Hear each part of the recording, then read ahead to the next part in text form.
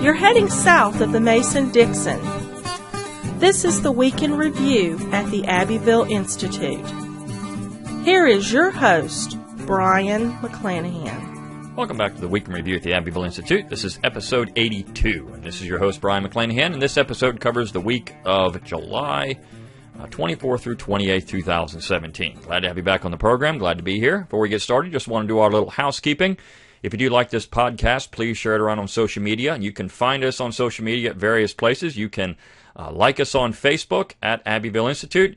You can follow us on Twitter at Abbeville INST, and you can subscribe to our YouTube page, which we do post this podcast along with videos from our conferences, and we will have those from our summer school coming up in the next, I would say, month or two.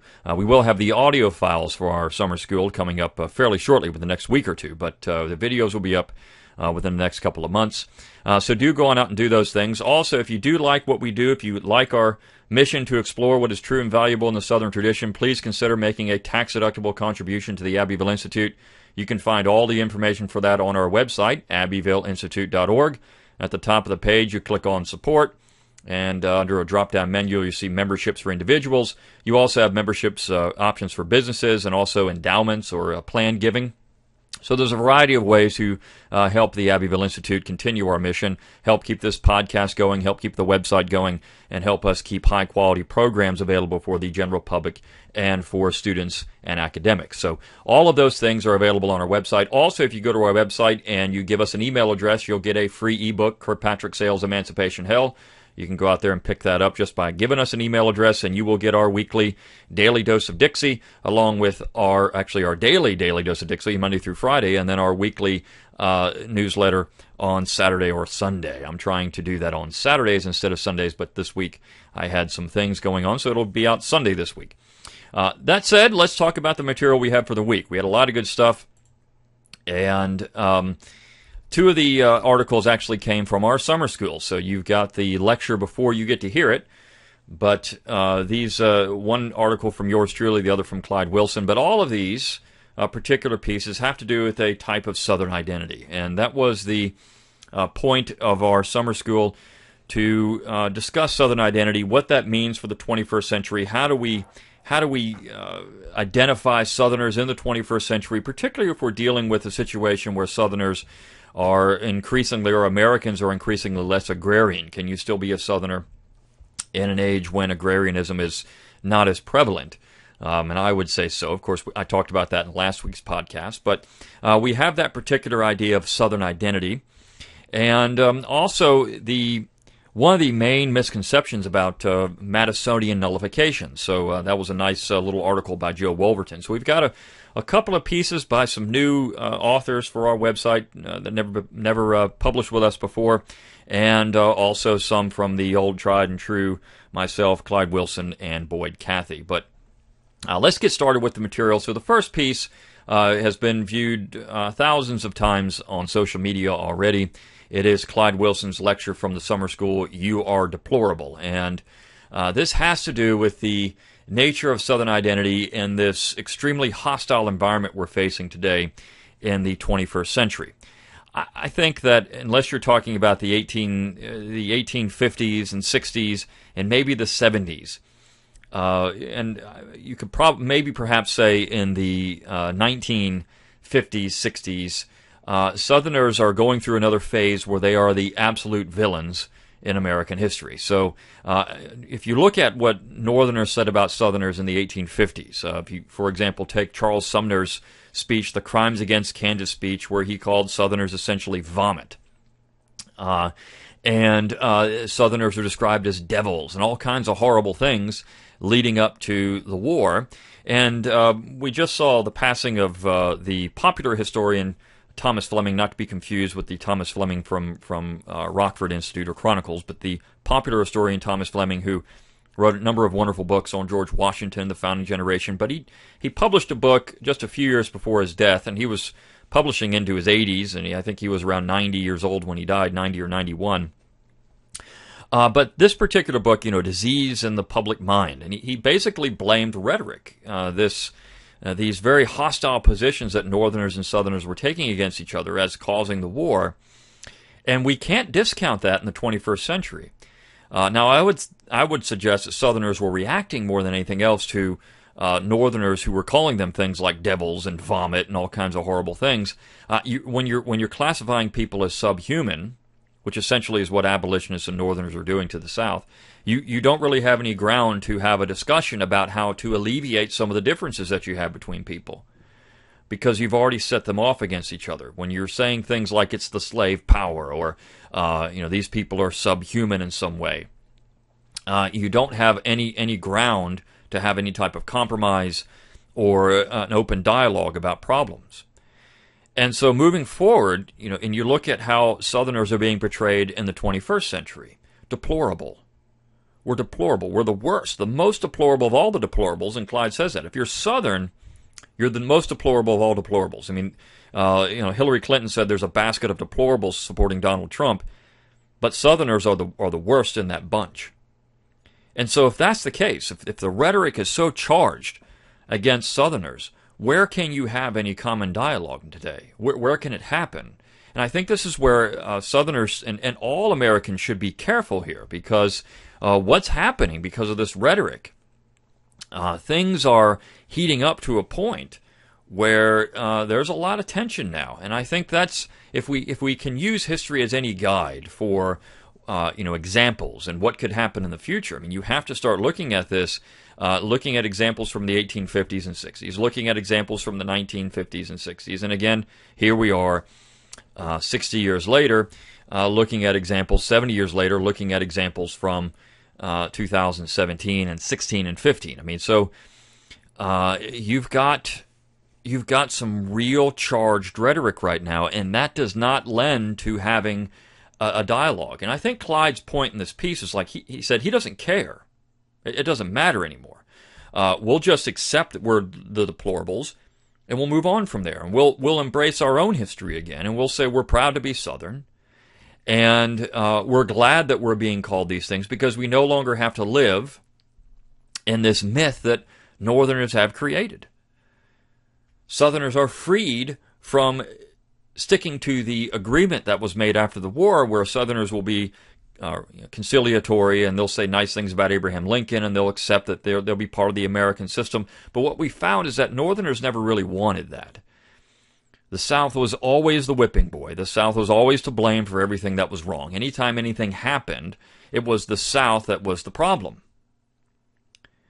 And in my particular speech, I talk about this and how there's so much room for discussing the New South within this context. So, as Clyde says, this is the reality of the 21st century America that we live under. If you don't think so, remember the bailout a few years back in the derivatives crisis. The banks had gambled and lost, but they were too big to fail. Neither party could think of any solution except for the taxpayers to bail the criminals out to the tune of billions of dollars. And this was regarded as an exercise of great statesmanship. He says, if there had been any Southern Jeffersonian democracy left, the crisis would never have happened, nor would the atrocity of the bailout. And so he's saying, this is the problem. We are no longer bound by the agreement. And embrace that. Say, fine, I'm deplorable. I love being a Jeffersonian Democrat or a Jeffersonian Republican. I love that. I am against big banks, big business. I'm for family, community, land, Christianity. Those are the things I support. Those are the things that make us Southern. And so embrace those things moving forward. In essence, form your own communities. This is where I've said countless times on my own podcast, think locally, act locally, and that's what we're doing now. Form your own communities, take care of each other, because the outside pressures are going to be there. In fact, I would surmise that more monuments are going to be coming down at some point. More Confederate symbols are going to be buried in some way or another. But I love it. Dr. Livingston had a great point about this. He said, if all those symbols ceased to exist, the South would still exist. There were no symbols in 1861. There were no quote-unquote Southern symbols in 1861 when the South seceded. They had to make all that stuff. And if it goes away, it will still be there because that Southern tradition still exists. You could take away the green flag in Ireland, for example, but you couldn't take away what was behind that flag, and eventually that flag came back. So if all these things are done away with, they'll come back. It just might take time. And for a lot of people, this is depressing, and it is. It makes you angry, it makes you depressed, it makes you think, what America am I living in? I don't even recognize it, particularly for people who are, say in their 60s and older. This is not their America. They can't recognize what's happening here. For younger people, people about maybe in their 20s, they don't really remember a time when these things weren't under attack in one way or another. For people that are, maybe in their 30s and 40s, they remember the attacks, the onslaught taking place beginning in the 90s. I mean, it really ramped up again, the 1990s. And so it quieted down for a little time, but it was always there. It was always there. It was going to be there. And so we've come to live in this world of turmoil and this attack. So we recognize that. But I think that what need to take out of this is that the Southern identity will continue to exist no matter what. As long as things like the Abbeville Institute exist, as long as people recognize what makes them Southern and just hold on to those things. What can we conserve? And so that's where I really enjoy this particular piece from Clyde, and it's wonderful. And he concluded the piece with a quote from Dr. Robert Peters, and he uses this a lot, and I think it really is a beautiful summation of what the South is. And he said, quote, "The South is a garden. It has been worn out by the war, Reconstruction, the period of desolation, the Depression, and the worst ravages of all, modernity. Yet a worn-out garden, its contours perceived by keen eyes, the fruitfulness of its past stored in memory, can be over time, a time which will last no longer than those of us who initially set our minds to the task, restored to once again produce, for the time appointed unto us, the fruits which nurture the human spirit and which foreshadow the garden of which there will be no end." And so Clyde said that was the nicest thing that he could say about this topic, being Southern in an age of radicalism. How do we cope with this? Well, because the South might be worn out, but it's still there. It's a garden. It can still be cultivated again. And that's what we're trying to do. You are deplorable, embrace it, accept what that is, and then say we're no longer going to agree to the terms of the truce. We are going to say that the South was the basis of America. We're no longer going to say that George Washington or Thomas Jefferson are honorary Yankees. They are Southern, and we will claim it. If you're going to attack them, we will claim them. Andrew Jackson. We will say they are one of us, and we'll take them back. Perhaps what we need is like a Southern resort. It used to be Stone Mountain. Of course, that's been taken over by corporate interests. But maybe a Southern resort where all these statues are placed somewhere, and you can go and be Southern and enjoy it, and have the statues there, the art, the culture of it all. A little enclave in the vast maelstrom of this attack on the South. And the book review that we ran on Tuesday is a nice example of how the progressive mainstream looks at the South. I mean, the South is always the problem. The South is always the place that is the significant other that has to be analyzed and addressed and discussed for its racism or anything else, any other bad thing that Americans need to be painted with. The South is, of course, the origin of all of that stuff. And so this particular piece is written by Michael Potts, who is a philosophy professor at Methodist University in Fayetteville, North Carolina. And I love his conclusion of this. And he said that the book is titled The Resilience of Southern Identity, Why the South Still Matters in the Minds of Its People. And it's written by Christopher Cooper and Gibbs Knotts. And it was published by the University of North Carolina Press. And he concludes the piece with this. He says, quote, "The authors make two fundamental errors. First, they assume the South should be more progressive and too easily identify conservatism with racism, a move all too often made by academics on the political left. Second, they fail to seek what is behind the political conservatism of the South. Now, this is important. They fail to seek what is behind the political conservatism. Remember, politics is an expression of culture. There's a political culture. And so they're not getting the reason why Southerners are naturally conservative. And he says these are the things. He says deep cultural conservatism underlies that political conservatism. And he calls that a combination of traditionalism regarding religion, the family, one's land, courtesy for others, which is manners, and a distrust of entities such as a government and big business who interfere with those traditional values. That is, I love that because he accurately defines Southern conservatism. He says, in this essence, conservatism does seem to be commonly connected with a sense of Southern identity, which is true because Southerners identify with those things. It's cultural, which that political culture is born off of a regional culture. When those attacks come from the outside, if it's coming from big business, if it's coming from big banks, if it's coming from big government, Southerners naturally retrench, and they say, we're going to push back against that. We have tradition, we have custom. These are the things we do around here. As Clyde said in his piece, his grandmother used to tell him, we don't do those things.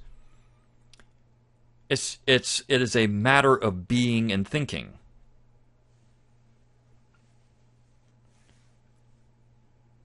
Of understanding where you come from. And of course, those manners mean something. And so Potts concludes, thus while Cooper and Knotts offer some useful information about how traditional views of home, family, devotion, land, and courtesy have continued to be associated with Southern identity, because of the negativity of the authors toward traditional Southerners, I would recommend reading this book with caution. In fact, I would recommend not reading it at all, is what I would say. But you can read this review and get what they said. But this is to my point also in the summer school when I said, why we should be interested in popular histories. I mean, look, hardly anybody's ever going to read this book. Most academic histories get maybe 100 people to read them, maybe 200 people to read them. But if you can write good popular history, like the late Thomas Fleming, again, not to be confused with the Thomas Fleming from Chronicles, but the popular historian Thomas Fleming, if you can write popular histories, you can influence more and more people. Now, if you look at the reviews of that A Disease in the Public Mind, you'll see that it was highly criticized by the left because they were saying, well, he dusted off a theory from the 1850s. Well, maybe there's something to be said for that, what was being said in the 1850s. Maybe people like Craven and Randall were right. Maybe there was something to be said for this northern aggression. But that is not politically correct today to say. So this is just a really good piece and a nice review of a book worthy of the garbage can. Okay, so the next piece was actually written by Boyd Cathy, and he said he sent this out in his email list, and he suggested that I run it on the website, and I thought it was great. And we ran a piece about Dabney, Robert Louis Dabney, a couple of weeks ago. And in this particular piece, he has several quotes from Dabney that he says are just so prescient. And he looks at and he says, look, when I started reading Dabney years ago, I didn't realize how important Dabney was and the things that he said and the things that and he was so prescient in looking forward to the future and understanding what was going to happen. And he wrote in this piece that he actually emailed some Dabney material to Pat Buchanan, who included it in a column. Because when you look at what Dabney was talking about in the late 19th century, and you look at the attacks that were ongoing in American society at that time, when I wrote my politically incorrect guide to real American heroes, I brought up Gussie James Evans Wilson, who wrote St. Elmo, among other things. And one of the things in that particular book, and people are shocked, when I wrote this, people said, oh my gosh, I didn't realize people were talking about Marxism or communism that way all the way back in 1866, and they were. I mean, Evans actually wrote that communism was going to be a problem in the future, and she's writing this in 1866, not in not in 1966. She's writing it 100 years before we really saw the ascension of communism in the United States. And she pointed out where this could be a problem. And of course, one of the things she would be often attacked for today is that she was highly critical of all the reform movements of the 19th century, including the women's reform movement. And she called women who were interested in that blue stockings. This was the pejorative used to describe women who were not interested in family and traditional feminine roles. She was highly critical of that. Now, Dabney, of course, the quotes that Dr. Cathy provides here are from his book entitled Secular Discussions, but the chapter is Women's Rights Women. And he's very critical of this movement to disrupt traditional roles in society. And that one of the things it would do was eventually disrupt Northern conservatism, not Southern conservatism, because Southerners had been, their conservatism was a little different, but Northern conservatism was going to be disrupted. And of course, at that point, what are we going to do? But Russell Kirk wrote, and one of the things that's attracted me to the New South, and I'll get into this, Russell Kirk wrote in his conservative mind that there really wasn't anything conservative in the late 19th century. You can't find it. It's very hard to find. In fact, he calls the period conservatism frustrated. But there were conservatives out there in the New South period. They were Southerners. And Kirk's point was, well, these people were too focused on themselves and trying to reform their own society than to be more interested in American society. But I find that not to be true. The problem was that they were ignored because they were Southern. Not that they weren't concerned about the wave of progressivism that was just transforming American society, but no one was listening to them because they were Southern. Southerners have been sounding the fire bell in the night for generations. And they are usually given some nasty term, labeled some nasty term, and then discounted just because they're Southern. And Dabney is that way too. But it was refreshing to see that Pat Buchanan actually said, hey, this guy's pretty smart. And of course, he's talking about terms like equality with a capital E. This is where Mel Bradford was highly critical of equality. There's two different types of equality. There's equality, and then there's equality with a capital E. And that equality of condition is not what the founding generation meant by equality.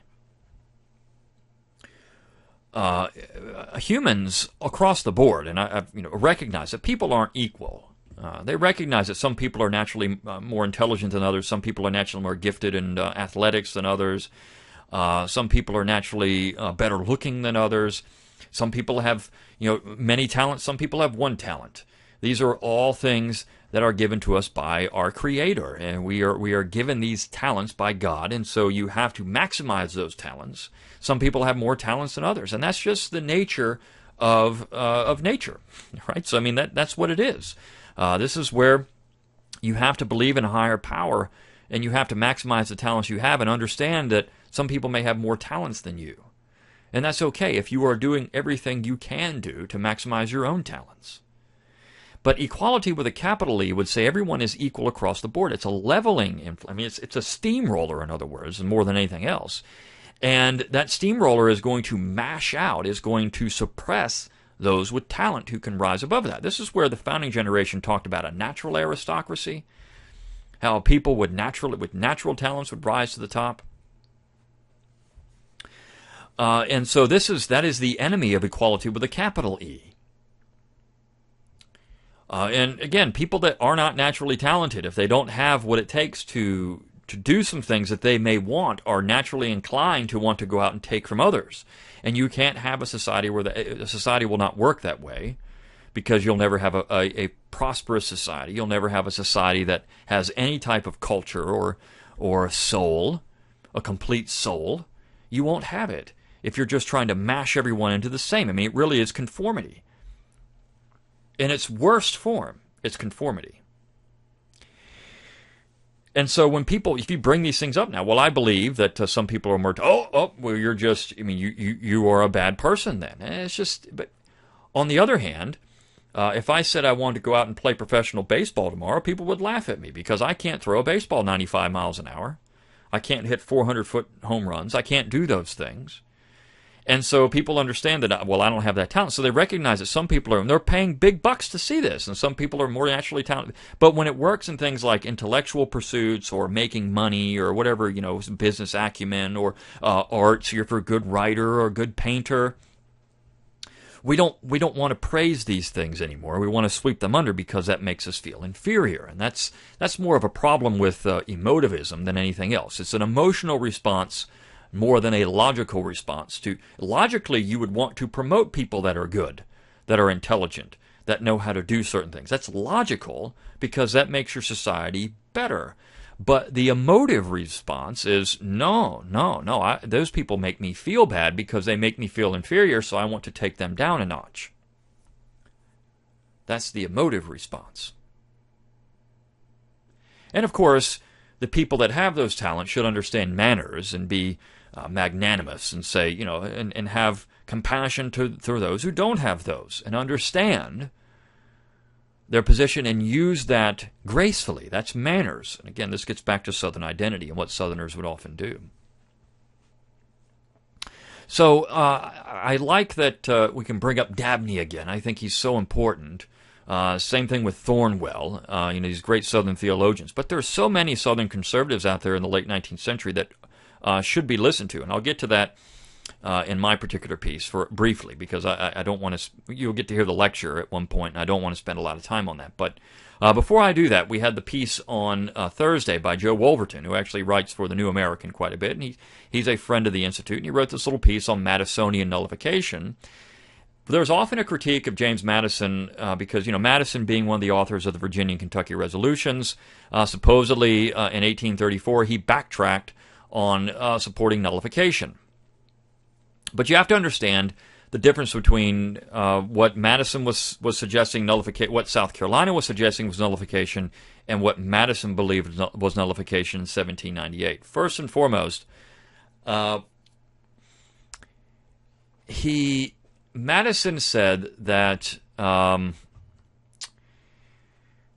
look, South Carolina is wrong because one state cannot nullify a law for the entire Union. And what Madison and Jefferson were saying in 1798 is that law is no longer enforceable in our state, in Virginia and Kentucky, but it doesn't mean you can't enforce it in New York or Massachusetts or South Carolina.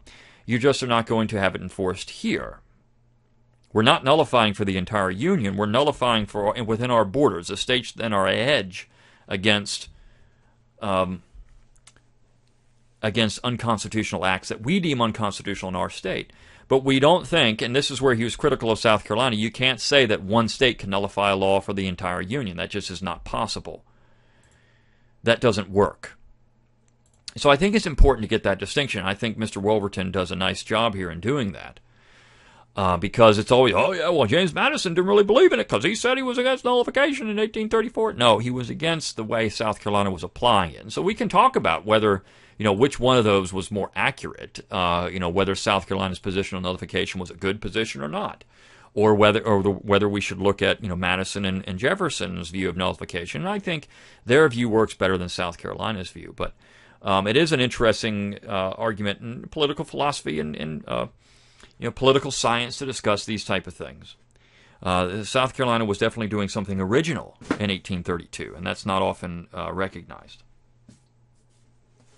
And then finally we have my piece. We don't have a lot of time. I want to keep this podcast within that 30-minute range usually. So finally we have the piece that I published or wrote and gave the address. One of my talks. I'll put the other talk up later.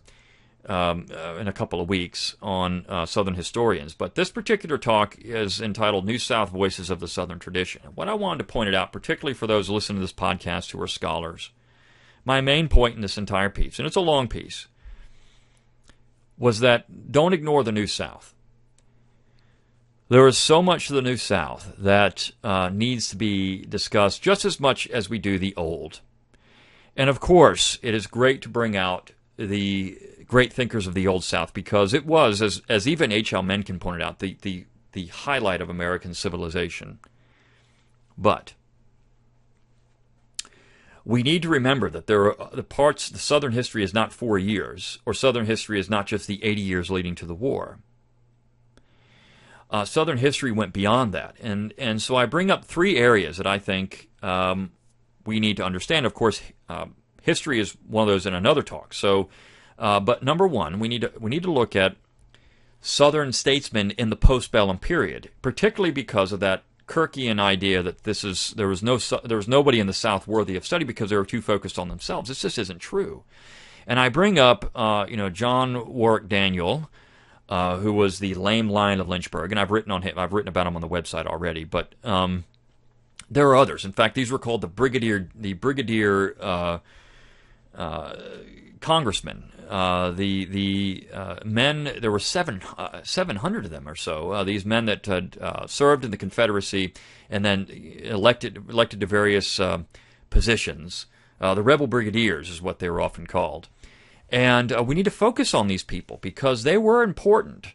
And I think we misunderstand them oftentimes and who they were and what they were pushing. And John Warwick Daniel, a lot of people don't realize this, but when the Washington Monument was dedicated, he gave one of the speeches there. And he pointed out that George Washington was a Southerner. George Washington was a Virginian first and foremost. And so we need to study these people, A.O. Bacon, and even going into the 19-teens and 20s, people like Oscar Underwood and Henry Stegall and Henry Clayton and Carter Glass and Arsene Pujo and even into the 20th century, late 20th century, Richard Russell and Sam Ervin, Harry Byrd and John Stennis, even Huey Long. All these people need more of our attention because the problem with this period, you have the New South Creed, which is often as a pejorative as the myth of the lost cause. In fact, the problem is, and as I get into historians in the other piece,